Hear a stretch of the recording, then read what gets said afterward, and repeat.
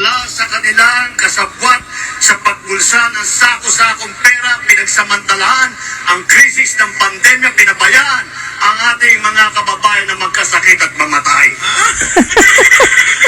Ang ina, ang galing! Ito bongbong, lutang ka pa ata. Sako-sakong pera daw. Matulog ka muna, tanga.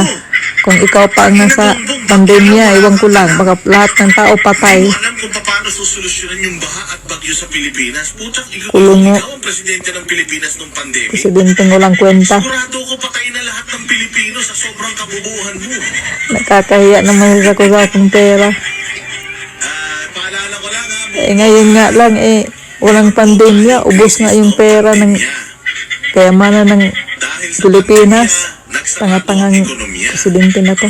Ano ang ginawa ni Pangulong Duterte? Binigyan niya ng ayuda yung mga hindi makapasok sa Kakayang trabaho. presidente na to. Yung mga nawalan ng trabaho, yung mga Ginawang bobo ang mga sa tao. bahay. Nagkaroon ng sandangukal na mga COVID facilities.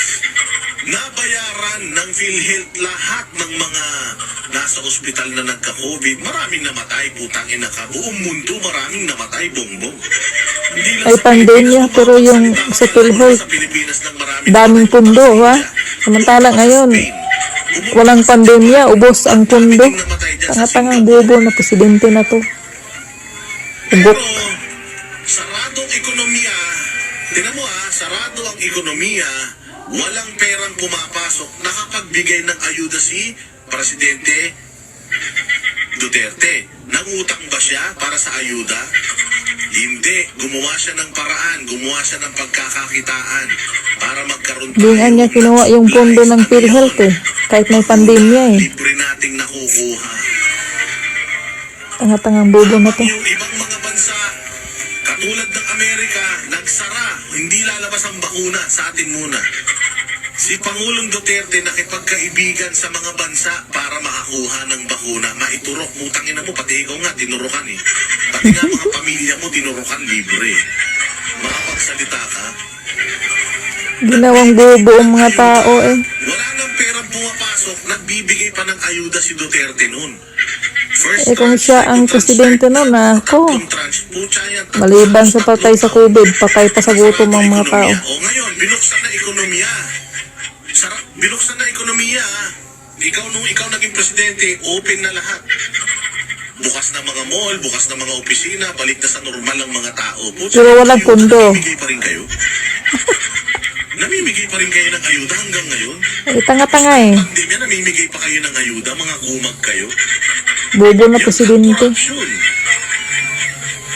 Siya nga yung corruption. Paano mo sasabihin korap? Noong panahon ni Pangulong Duterte, tinaas ang sweldo ng pulis, tinaas ang sweldo ng sundalo.